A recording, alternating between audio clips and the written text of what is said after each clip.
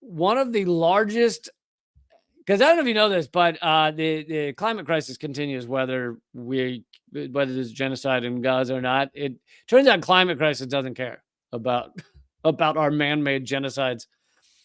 One of the largest icebergs ever has just broken off. It's the size of Oahu, and it's moving into the open ocean. It's the size of a large island. And so if you landed a helicopter in the middle of it, you would not see water anywhere. You would barely know you were moving. Apparently, because some people have lived on massive icebergs. I don't know how, maybe not for long, but they've done that or stayed on them for a bit. And they said one of the only ways you know that you're not on a regular landmass is that the sun circles in the sky, because your entire continent is circling in one way or another.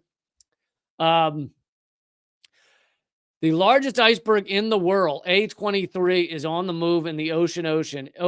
It is 1 trillion tons of ice. So it's hard to comprehend just how big a patch of ice this is. Iceberg 23A measures 40 by 32 nautical miles. Like, you could run a marathon and not have run across this thing.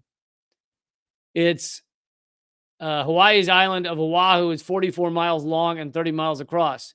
New York City's Manhattan Island is 13 miles long and only 2.3 miles across.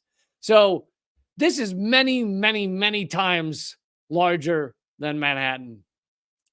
It's the world's biggest iceberg. A23 hasn't always held the title. In 2021, there was another one. It's a gargantuan piece of ice.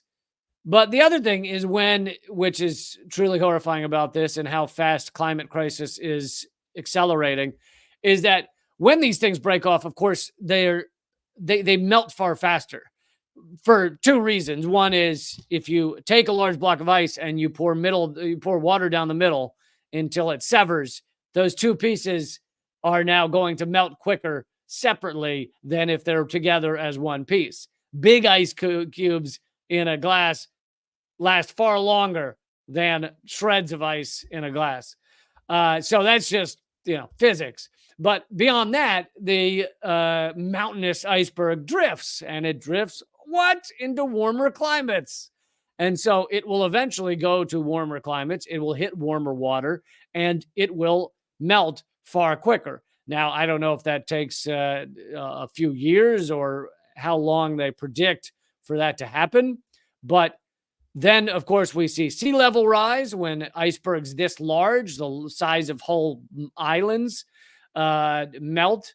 We see massive sea level rise. This has all kinds of different impacts, including larger storm surges, larger waves. The coastal areas go underwater. They're more susceptible to hurricane, storm surge. And you can even, if you had enough fresh water in the oceans, they worry that the jet stream could stop circulating, and all bets are off then, or start circulating in a new way, completely changing wildly changing the weather patterns across the world.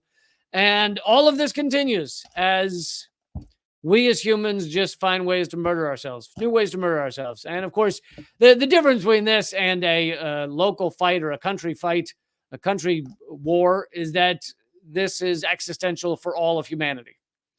And our officials, who, like I said earlier, are sociopaths, don't talk about it at all.